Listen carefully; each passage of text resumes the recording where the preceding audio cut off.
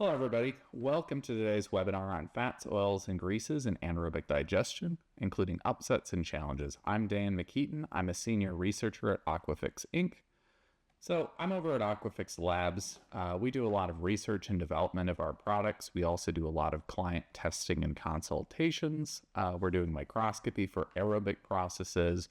We're doing a lot more work with anaerobic digestion in-house right now, so we can study specific anaerobic digestion sites. If you have any questions about Aquafix Labs or any of the services we offer, please check out our website or let me know if you have any questions in the comments. So why are we focused on fats, oils, and greases in today? There's a couple key points. The biggest ones are fats, oils, and greases have very high potential biogas and energy yield. So from a biogas production standpoint, they produce far more biogas than many other substrates. But they also have a lot of problems they can cause in anaerobic digesters. They're difficult to degrade. Their hydrophobic structure makes efficient contact with organisms difficult. Hydrolysis leads to the production of long-chain fatty acids. These can lead to the inhibition of methanogens in some cases, especially if they're accumulating over time. Short-chain fatty acids, which are also produced from the degradation of fat quite heavily, can deplete alkalinity, causing pH drops. They also can reduce surface tension and cause foaming. So understanding the degradation of fats, oils, and greases can help improve digester management, and this will lead to better biogas production for most sites, and also reduce your risk of upsets. So for an overview for today's presentation, we're going to start off with a background, a little bit of information on anaerobic digestion, why fats matter, their significance in systems, followed by some of their chemical properties and how they're degraded. So we're going to cover beta oxidation and its role in fatty acid degradation. Following that, we're going to cover hydrogenotrophic and acetoclastic methanogens. We're going to talk about long-chain and short-chain fatty acids and their impacts on operation. And we're going to talk about operational additive ways to combat problems caused by accumulation of long-chain and short-chain fatty acids. Once we've done all of that, we're going to go through some of our current research so people can see some of the things we're working on and how this applies to fats, oils, and greases. All right, so starting off, what are fats? Fats are a hydrophobic molecule with glycerin attached to 3 fatty acid chains. You can see in the diagrams you have saturated and unsaturated fats. In saturated fats, the fatty acid chains are all perfectly straight. These fats tend to compact more easily and tend to be solids at room temperature and around room temperature, so they're more likely to accumulate in things like grease caps. When you have unsaturated fats, they have bends in the fatty acid side chains, which prevent the chemical structures from condensing as well. They tend to be liquid at virtually any normal temperature. So they tend to not accumulate as much as a grease cap, but both are pretty significant for the sake of degradation and are degraded similarly for the sake of anaerobic digestion. So for chemical principles, fats, oils, and greases are hydrophobic. They aren't going to mix very well with water. They're going to float to the surface. In a lot of cases in our research in the lab, we have to spend a lot of time when we're testing fats, oils, and greases if we want it to be applied consistently, to take extra steps to mix it in the water through things like surfactants and that kind of thing, so that it's degraded consistently.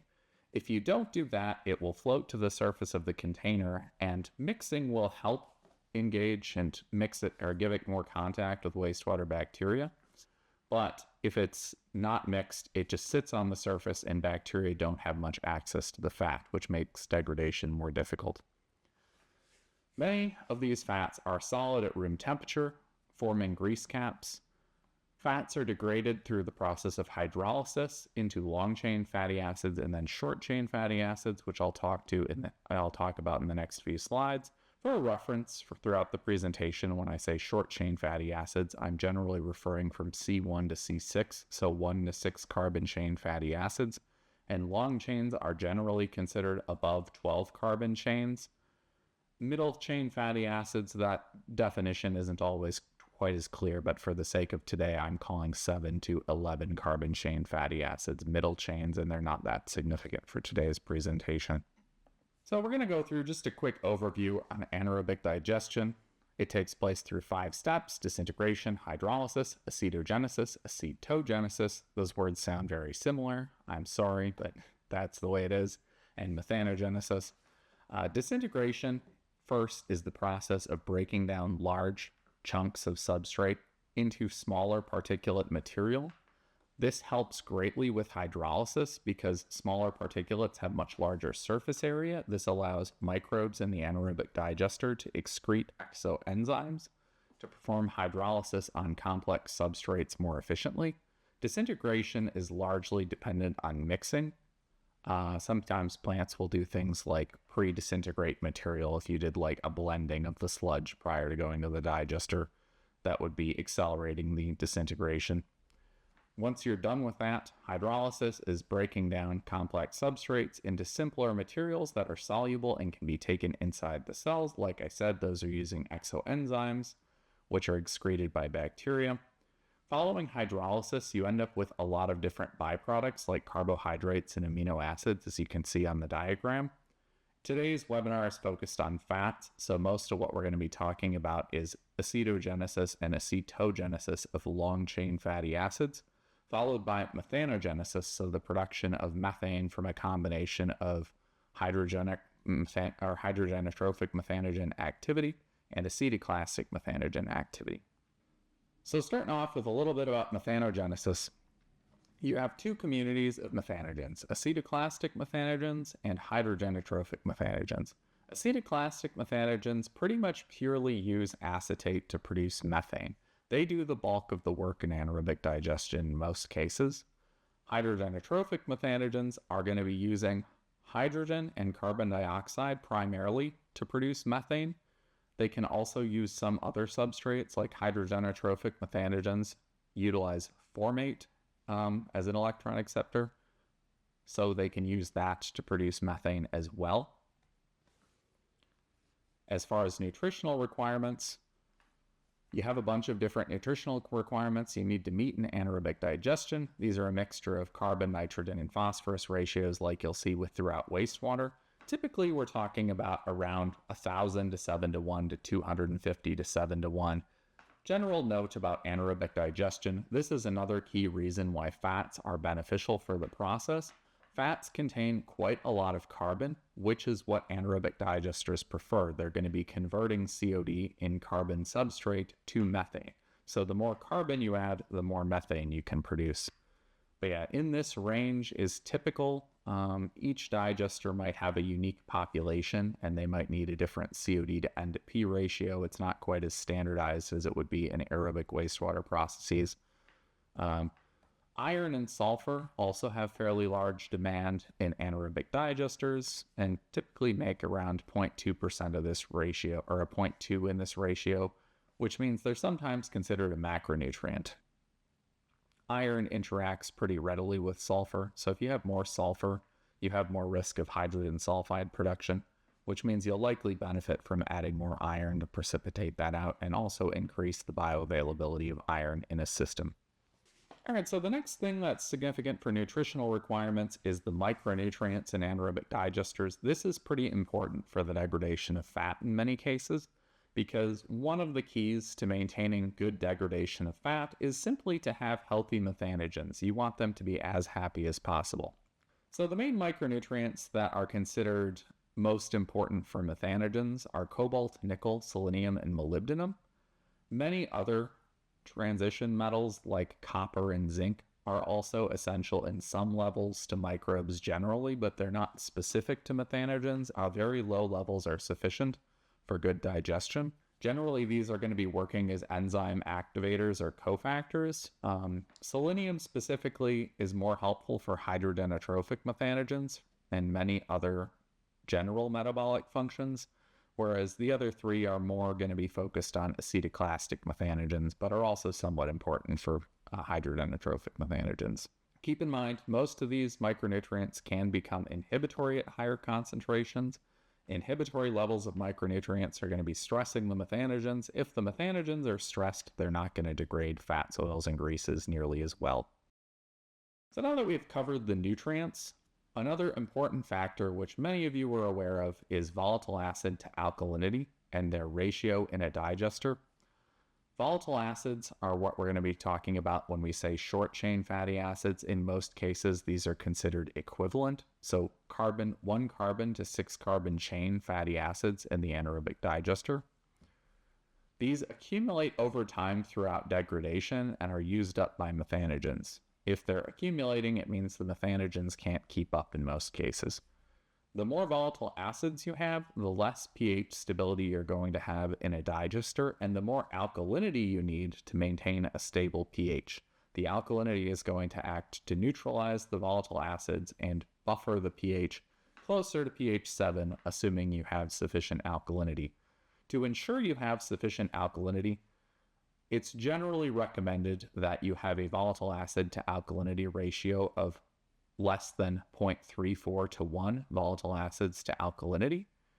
If you're below that significantly, you might actually have more alkalinity than you can need. That's not necessarily a problem, but alkalinity in some cases can reduce the surface tension in a digester, which makes foaming more probable. But volatile acid accumulation is known to reduce surface tension fairly frequently in digesters and can cause significant foaming. This is most often observed post-upset. So your digester gets upset, volatile acids accumulate, your pH drops a little bit, your methanogens become unhappy, more volatile acids accumulate, your digester kind of just spirals, and as you're trying to bring the pH back up, the methanogens start to be able to function because the pH gets closer to 7, and they start making a lot of bubbles. And when they make all these bubbles, they get trapped in the volatile acids, causing a massive foaming event in most cases.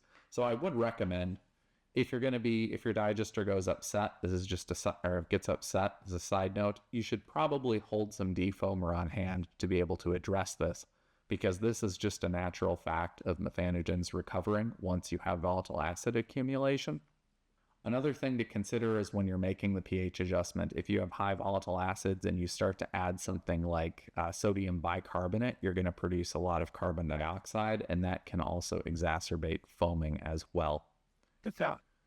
Pretty much everybody is able to have the equipment on hand they need to do the volatile acid to alkalinity testing. You can also send this off to a bunch of different labs. If you're interested in having this run, let me know, talk to me. We can work out what makes the most sense for your site.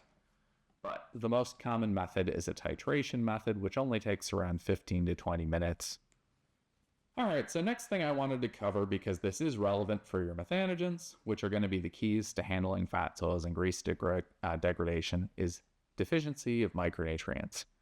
Now, unfortunately, these impacts can be a bit unpredictable, making it a little hard to remedy the situation in many cases. I've worked with a lot of digesters where we've done micronutrient testing or seen micronutrient testing results from several different labs, and have noticed non-detect levels of some of the essential metals for methanogens or other digester functions. There's a couple limitations there. One is that many lab methods aren't going to be looking for low enough levels of micronutrients to be able to definitively tell you whether you have enough or not enough for operation. So if your digester has been consistently happy, I would tend to not worry too much about the micronutrients present in the digester. But if your digester is experiencing frequent upsets, pH drops, difficulty with stability, foaming, micronutrients are likely one of the main causes. Another thing you'd see from a deficiency in micronutrients in most cases is lowered methane percentages. If you have sufficient micronutrient levels, you'll typically have a methane percentage greater than 60%, or at least very close to that, which indicates you have sufficient micronutrients for methane production. Obviously, you can go higher than that, but yeah, once you're around 60%, it tends to mean your micronutrient levels are pretty good. The challenge here is, let's say your digester is pretty healthy, but you see a deficiency in selenium, for instance, and you start supplementing selenium. How long is it going to take to be able to see a result? Now, if your digester is grossly deficient in micronutrients and you start adding some, you'll see recovery from upsets and improved digester health very quickly within a couple weeks. Your methanogens will have something they've needed for a long time, and they'll start to be able to use it to produce more methane. Assuming you have a decent population of methanogens present, they should start to be happy fast. However, if you have a relatively well-functioned digester and a chronic micronutrient deficiency, you might not see many upsets. You might see decent methane production levels, but you might start applying the micronutrient, and over time, if you were to do something like DNA analysis on your sludge, you would likely see an increase of diversity of methanogens. So you'd have more diversity tends to lead to a more stable digester, so you'll have a happier community present in the digester. You may also just grow more total methanogens, and in the short term that might not be that noticeable because methanogens have a very slow reproductive rate, but over the courses of several months you might start to see your methane percentage shooting upward. You might start to see better methane production levels, and you might start to see more stability in terms of pH and digester operation. But it's a little hard to predict how long it will take for micronutrient supplementation to make a difference in a digester if the digester is somewhat healthy but below optimal levels. All right, so I wanted to talk about grease caps and anaerobic lagoons because we do have a lot of inquiries about them. Grease caps, from a technical standpoint, are fairly straightforward, but I get that for actual sites, they are very difficult to deal with. You know, you can't shut down production in many industries for a couple days to clean off a grease cap from an anaerobic digester. You can't very easily remove it mechanically, especially if it's under a floating cover or something like that, and you're trying to collect biogas. It's very difficult to remove the grease cap. This grease cap can be incredibly thick, taking up a lot of the digester volume. That can make the digestion a lot less efficient. Your lagoon, in most cases, this problem is associated with lagoons, will not operate as well. And the other thing is, if you happen to be able to remove the grease cap, it tends to reaccumulate fairly quickly after you do because you're loading in very high levels of fats, oils, and greases. Now, it won't come back in a day, but over the course of several months, you might start noticing you have a fairly thick grease cap all over again, and then you have to put in a lot more work to be able to degrade that. This is generally a challenge in anaerobic lagoons. In a lot of these cases, the best practice would be to install something like a DAF and remove most of the fats, oils, and greases prior to them entering the lagoon. If you can remove the greases, then you don't have much accumulation. We also have seen success in preventing the accumulation of fats, oils, and greases in things like anaerobic lagoons with enzyme supplementations to improve hydrolysis. There's some more niche applications where you might be able to find ways to make the fats more miscible in liquid, preventing them from accumulating at the surface. I would talk to somebody and test that out before you try to put it into practice, but it is a potential option. But yeah, mostly this is a problem you see quite frequently, and once the grease is starting to accumulate, it's very difficult to deal with. Continuing on this problem, how do you even solve this problem? Mechanical removal, like I said, is the best solution, especially pre-removing grease prior to it entering the lagoon, maybe having some sort of treatment system ahead of the lagoon to prevent this much accumulation of grease. Of course, the problem with that is you may not have the space or resources to be able to install a mechanical option to begin to prevent that grease cap accumulation.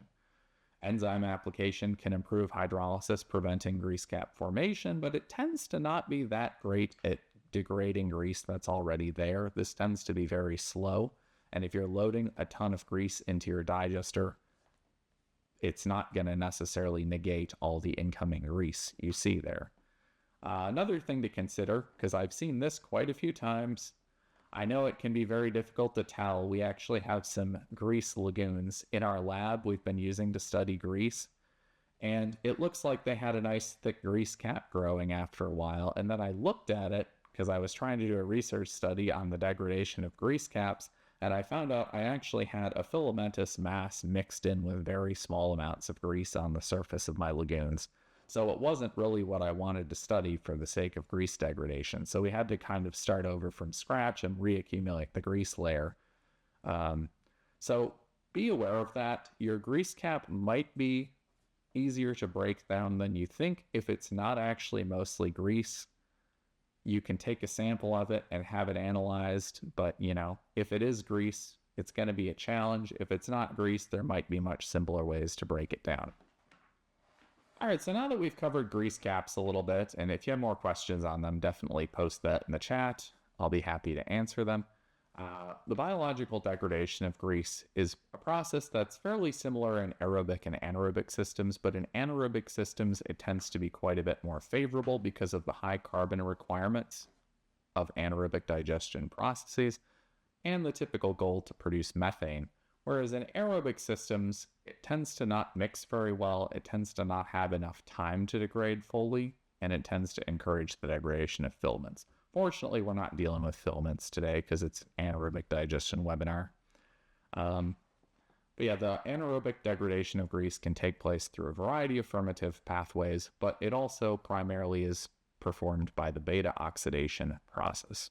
So once you have your fats entering a digester, I talked about hydrolysis before. That's the process of breaking down fats into long-chain fatty acids, and you're basically breaking it apart. So you get your triglyceride, it forms fatty acids, and it forms glycerol. Glycerol is not a very high energy yield carbon substrate. I don't really care about it much. The anaerobic digester will digest it just fine. Generally, glycerol is broken down through glycolysis. But fatty acids take a number of steps to degrade once they've been produced, thanks to the exoenzymes breaking down fats. So most of this degradation of fats is going to take place through the beta oxidation process. A simplified version of this, so you have your long chain fatty acids, which, most of them are going to be 18 carbon chains or less. I included galoric acid in this diagram because it's a relatively short carbon chain, so it can fit on the page fairly well. Typically, you'll see more of these shorter chain fatty acids in like milk waste, as opposed to more like animal waste, which would be more likely like for meat production, which would be more likely to be higher carbon chain fatty acids like oleic acid. Anyway, it's going to be snipping off acetates to break down these fatty acids 2 carbons at a time. This process will generally stop with propionate and acetate only. It doesn't make it to formate very frequently. Anyway, if you see an accumulation of acetate or propionate, it can indicate to you that beta oxidation is occurring fairly efficiently, but your methanogens are not going to be keeping up with the process.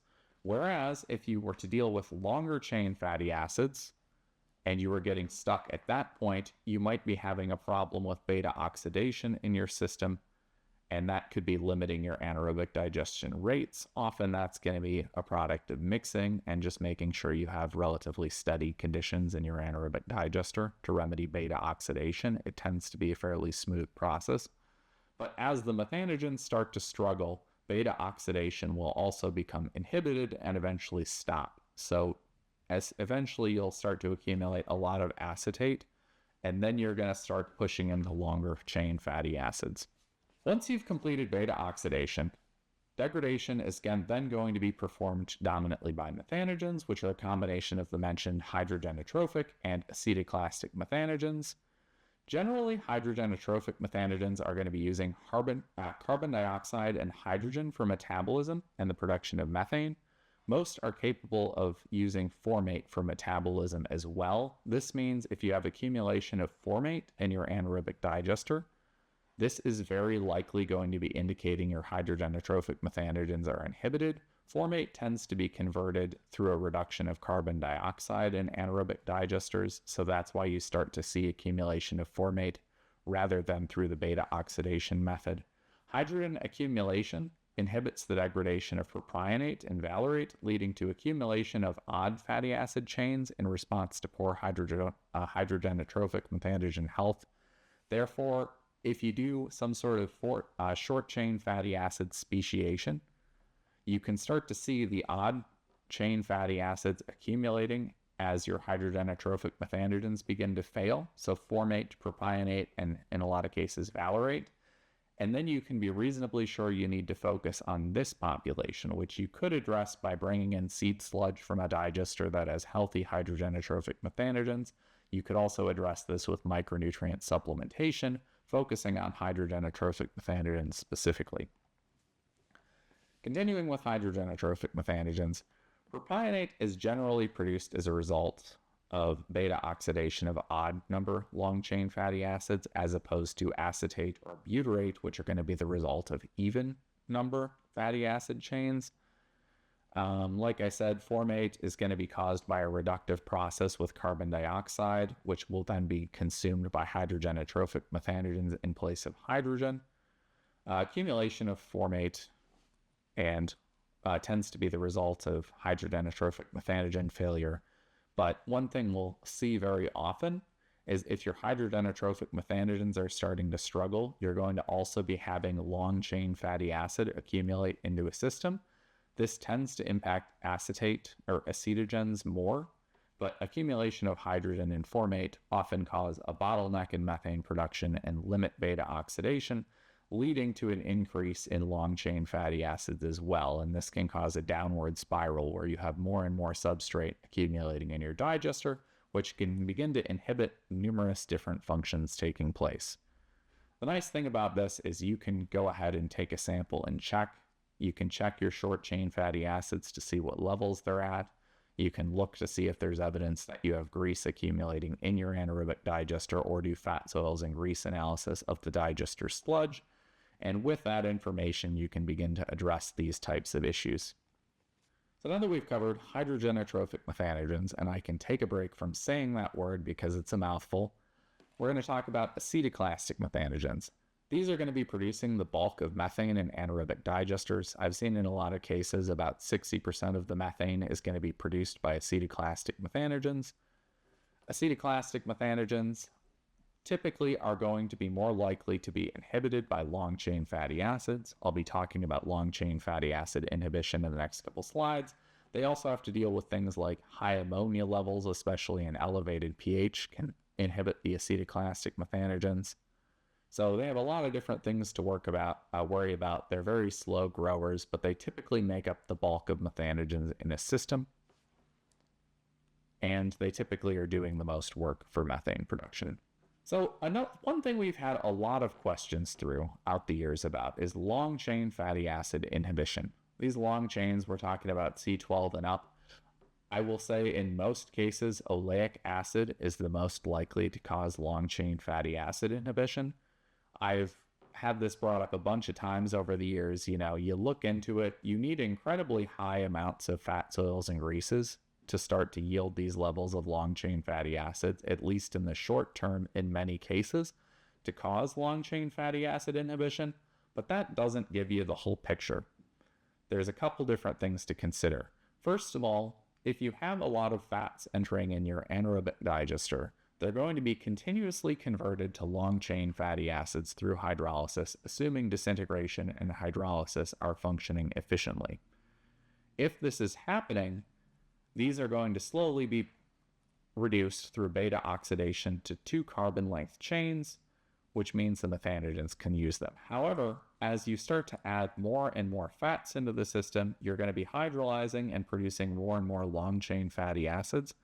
And in many cases, these are going to start to accumulate at a more rapid rate than the fatty acids are being reduced to acetate, so they can be used for methane production. This causes kind of a downward spiral where you have more and more long-chain fatty acids accumulating over time. The digester can't keep up, so you're not using them all. And these will build up to very high concentrations in cases where you have relatively high fat, soils, and grease loading. It doesn't need to be extremely high. It just needs to be relatively high, and your digester needs to be struggling somewhat to keep up.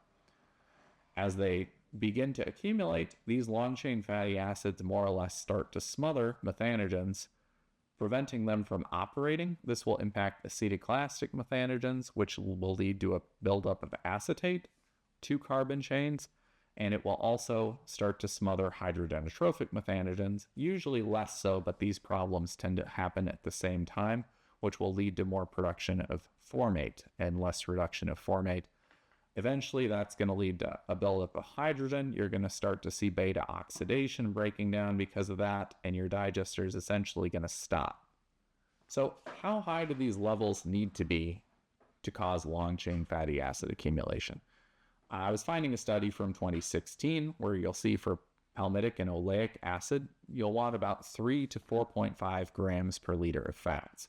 which is an incredibly high amount to accumulate in a complete mixed anaerobic digester.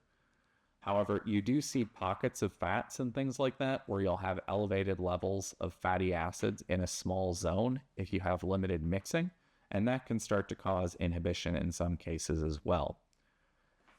There have been cases where inhibition from oleic acid on acetoclastic methanogens has been shown as low as 30 ppm, but this is pretty rare.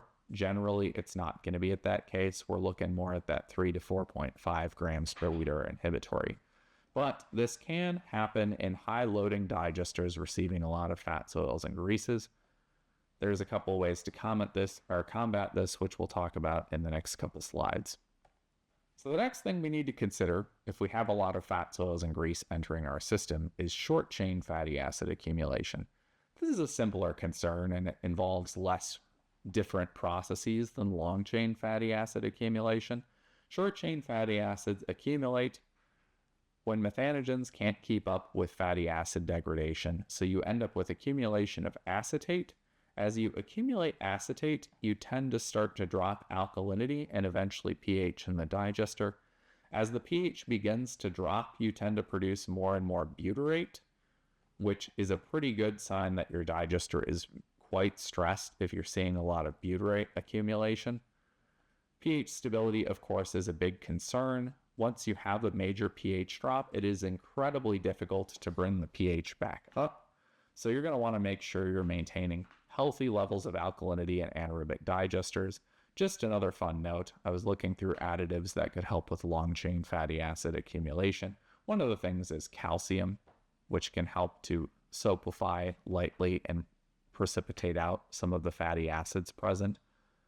This is sort of a mixed result thing. Sometimes it can be good, sometimes it's not really harmful, but it's not that helpful.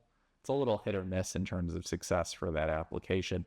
But maintaining stable pH with the addition of things like calcium hydroxide, magnesium hydroxide, or carbonate and bicarbonate, even better because they contain bicarbonate ions which contribute more to pH stability, will help to alleviate problems with short-chain fatty acid accumulation, which can give the digester some time to recover. Other thing, I mentioned this before, if short-chain fatty acids recover, surface tension in your digester will reduce, and you'll more likely see a lot of foaming taking place. Methanogens, in general, tend to be sensitive organisms to adverse conditions. This is because there aren't very many different types of methanogens, and they reproduce quite slowly. And if you add on to that something like your micronutrient balance isn't right for some of them, maybe your hydraulic retention time or your pH isn't helping some of the methanogens thrive, you end up with a less and less diverse population of methanogens, and you're more likely to start to see them get upset, and then you'll see short-chain fatty acid accumulation occur. This is probably the most common cause of upsets in anaerobic digesters. Usually it'll be following something like a temperature drop, where your methanogens will be very upset because your digester temperature drops a couple degrees for a few days and then goes back up because those methanogens are very picky. So once that happens, you're going to have a few days of slow methanogens allowing these volatile acids to start accumulating, and potentially they can start to cause problems. All right, so how do we combat long-chain fatty acid and short-chain fatty acid accumulation? The biggest thing is ensuring good mixing. Complete mixed digesters have it pretty easy in this way. A lot of them are capable of mixing. The one thing we need to watch out for there is typically the more mixing you have, the more likely you are to cause foaming if gas bubbles are beginning to be trapped in the sludge more.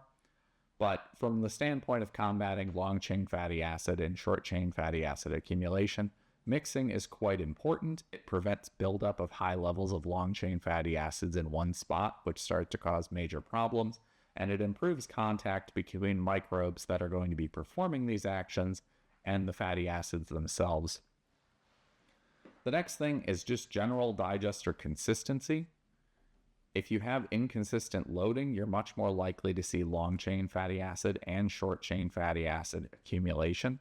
Methanogens don't like rapid fluctuations in loading, and when you have a big slug load of long-chain fatty acids all at once, you're going to be temporarily dramatically boosting the concentration of long-chain fatty acids.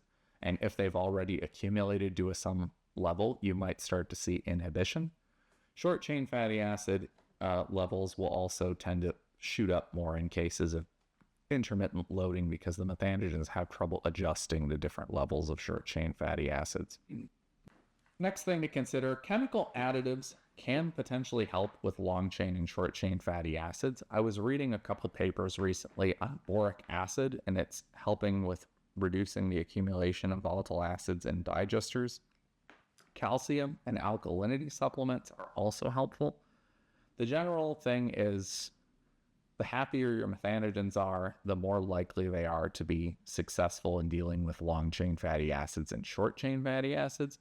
Another thing to consider is microbes in anaerobic digesters are able to acclimate to different types of adverse conditions if they're fairly steady for a long period of time. So if you have consistent levels of long chain fatty acids and short chain fatty acids present, your digester might look like a digester that would be having problems, but it might be able to passably deal with the long chain fatty acids as well. But yeah, consistency is the key with methanogens. The other thing we can consider is micronutrient screening and supplementation to improve methanogen health. Of course, the other thing that can potentially help with this is enzyme supplementation, because enzymes can produce a more steady and rapid degradation of fatty acids and fats present in digesters, which can help to prevent long-chain fatty acid and short-chain fatty acid accumulation, which I can address in the next few slides. So I wanted to touch on this one more time briefly, enzymes versus mechanical removal of fat. These are going to be a couple options you're going to want to consider. The enzymes are always going to look way more convenient. You can add an additive into your digester. It can help you break down fats over time. You're going to hope you don't have to bring in a bunch of heavy equipment to scrape off all the grease, and you certainly don't want to do that frequently. But the key with enzymes is they're going to be pretty slow for this application, especially if you have high levels of fats, oils, or grease accumulating in a system. The other thing to consider is if you're treating a digester grease cap with a fat degrading enzyme, you are going to be releasing a lot of fatty acids in a more limited time span than you typically would. So generally, you're going to want to be zone treating the lagoon if you can apply it to one spot, treat there for a while, and then move to the next spot to be able to deal with all the grease. This can help you clear off a lagoon that's getting limited loading, but it's not going to be that effective if you have tons of grease coming into your system every single day. It's very difficult for enzymes to keep up with that, which is why you would typically, in these cases, go for mechanical removal. Enzymes can be effective at preventing the buildup of a grease cap over time by improving hydrolysis. They'll give you a more steady release of fats. You'll prevent a little bit of your long chain and short chain fatty acid accumulation as well. And enzymes have an additional bonus where they're going to help with methane production. You're going to be converting these fats directly into methane, as opposed to removing them from the system and dropping them in a landfill or something if you were to put in a DAF unit or mechanically remove a bunch of grease from your lagoon. So if you're concerned about methane production, enzymes start to make a lot more sense. If you're not, they can work to prevent accumulation, but they're going to have a lot of difficulty combating extremely high levels of incoming fats, oils, and greases because they're just not going to work that fast. So to understand some of these concepts a little better practically, we've run a number of different studies on fats, oils, and grease degradation in anaerobic digesters. The first one I'm going to talk about is a good proof of concept for the second study. So this was a study where we collaborated with the University of Wisconsin Oshkosh and the University of Wisconsin Stevens Point to design the study. Oshkosh ran the BMP test, and then the University of Stevens Point did the testing for long and short chain fatty acids. These reactors were fed 30 milliliters of heavy whipping cream as a fatty substrate. We were looking specifically at an anaerobic digester, which was receiving large loads of heavy whipping cream through random product dumps. That's why they were concerned about this specifically. This was a 28-day BMP. We were trying to look at how anazyme G influenced the degradation of fats, oils, and greases. So this graph kind of shows a first look at this. We were looking at total fatty acid concentrations, which includes all the long and short chain fatty acids. And what we saw is in the control, which had no anazyme G, we were seeing 16,000 ppm of fatty acids present. In the other digesters, we were seeing closer to 10,000 ppm. You'll notice you see some improvements going from 1 ppm of anazyme G to 10 ppm of anazyme G to 20 ppm of anazyme G. The improvements were quite minor at this point. Part of the reason for that is a BMP test is a closed system. You add the enzyme, it sits there and gets to mix with all the substrate for an extended period of time. So you typically are going to see high application efficiency of enzymes in a BMP, assuming the system can handle the loading well. And that's what we kind of saw in this case. For site applications, you still will see this kind of impact. You aren't going to benefit dramatically from going up from 1 ppm to 10 ppm to 20 ppm in most cases, but typically you're going to be aiming for more of a 5 ppm dose rate. Kind of key point for enzymes is they work really well if there's a high concentration of substrate coming into contact with enzymes. The higher concentration the substrate is, the more efficient the enzymes are going to be, and therefore the more efficient their activity is going to be and the more value they'll bring to the system. So this was a pretty high concentration of fats. We saw high efficacy even at low concentrations. So looking beyond this, because that was just total fatty acid chains, you can see that on the right here. I'm going to just be comparing to 1 ppm because it starts to get pretty messy if you start to include everything. So this is all the fatty acid chains that were detected in this sample during analysis. You'll notice we didn't see any carbon chains less than 6 still present in the samples upon analysis. But in the control, we saw quite a bit more C6 than we did with 1 ppm of anazyme G, signifying that short-chain fatty acids were actually reduced by the addition of anazyme G. It's helping speed this process along and improving consistency in these cases. As we go up, we don't see a big difference in 14 carbon chains. We don't see a big difference in, but we do start to see a difference in 16 carbon chains and 18 carbon chains, where we're noticing substantially lower levels with the addition of anazyme G versus the control. So most of the reduction is happening at that point and at the C6 level. And that is showing that this is likely to help with long-chain fatty acid accumulation because C16 and C18 are going to be likely contributing to these issues in anaerobic digesters. A couple other notes of interest. In this study, I actually didn't see a big change in methane production, and that is another factor you see in BMP tests fairly frequently. If your BMP test has a lot of time to operate, most of the methane that can be produced will be produced, and it doesn't matter that much when you put additives in them. So BMPs are a little bit flawed in terms of mimicking a continuous operation study, but they are pretty good at giving you just some simple results to get you started on research, and they're good at understanding substrates. But we're going to move on to a continuously run study to get more real world numbers. So in study 2, we were seeding a local dairy wastewater anaerobic sludge sample with 2% solids. We let it operate over the weekend, and then we began feeding it a synthetic feed, which was a mixture of milk, heavy whipping cream, and micronutrients we supplemented to make sure all the methanogens were as happy as possible. This study was operated for 8 weeks at 36 degrees C, and it was batch fed 3 times per week. Batch feeding is not ideal for this type of study, but we were looking to see how stressed out the system was going to get, so we wanted it to kind of be a worst case scenario. If you want your digester to be happy, the more frequent, smaller feeds typically are going to be better than batch feeds 3 per week if you have a lot of soluble COD in the substrate or relatively simple to degrade COD. But in this case, the system was intended to be stressed, and we operated it that way with that intention because we wanted to see if any upsets were occurring in the system. So here's the details on the feed. We scaled it up over time. So we were running at a low feed rate for a while. You can see what that is. Then we went up to the medium feed rate, the high feed rate, and finally the very high feed rate. And we were looking how the digesters were going to behave with a steady 20 ppm dose rate of anazyme G. So quite a high dose rate, but we wanted to be more looking at the organic loading and less looking at the enzyme specifically.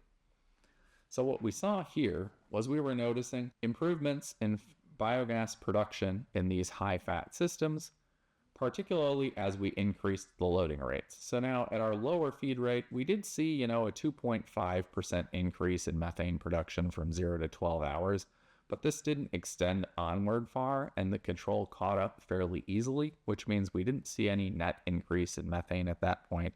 As we went up to the medium application rate of fats, oils, and greases, we started to see more improvement from 12 to 24 hours. We were looking at an 8% increase in biogas production rates versus the control, but the control did eventually catch up in that case as well.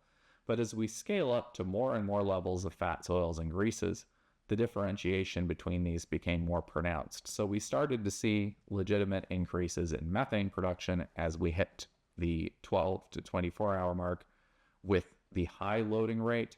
And then when we hit the very high loading rate, we saw much faster methane production in this case versus the control. Better methane production suggests we have healthier methanogens.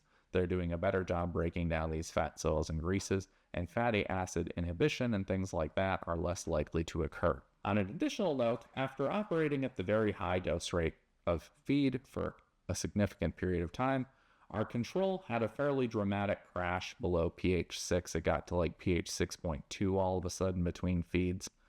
Whereas with Anazyme G, we did see a pH drop as well, but it did stay above pH 7, and it was relatively easy to keep these digesters running.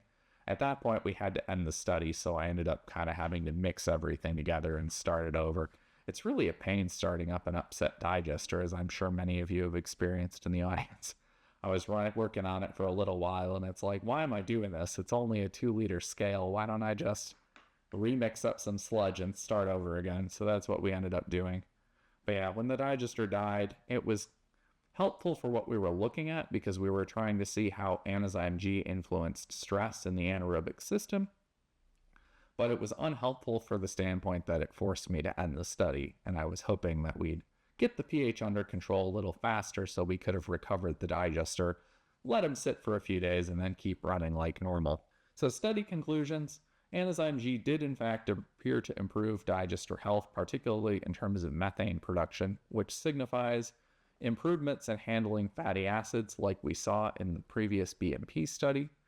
We're hoping to explore this a little more thoroughly so we can understand better how to optimize dose rates of Anazyme G for specific sites. We're also looking into improving metals applications to reduce FOG more efficiently in more of these continuously run studies. This is something that comes up a lot. A lot of the literature we'll come across from other sites is going to be BMP studies, and a lot of the numbers don't translate perfectly when we compare them to a complete mixed operated study. So we have to kind of hone in on these values and improve on them over time. So that's some of the stuff we're going to be looking at with regard to fat, oils, and grease in the future. So to conclude, fat has great potential to produce methane, but can easily overwhelm anaerobic digesters in multiple ways, particularly leading to short-chain fatty acid and long-chain fatty acid accumulation. Enzymes or mechanical removal has a potential to eliminate these issues. There's other operational changes you can make, such as increasing mixing or supplementing with some of the things we mentioned, like calcium, maybe boric acid. I would like to explore that a little bit more thoroughly. And micronutrient supplementation can also prevent the accumulation of fats, oils, and greases. But yeah, generally speaking, they can be difficult to deal with, especially if they're accumulating on the surface of your digester. If you can address that through mixing or pre-treatment methods, that's great. If you can't, then it's important to troubleshoot what you do have the capability of changing, improve operation, whether that could be temperature control, pH management, micronutrient management, enzyme feeding, something like that to improve your methanogen health, maybe seeding some sludge from a different healthy site. All these things can make a difference to prevent inhibition from fats, oils, and greases and improve your experience degrading fats, oils, and greases so they can be a efficient way to yield methane, not a way to mess up your system.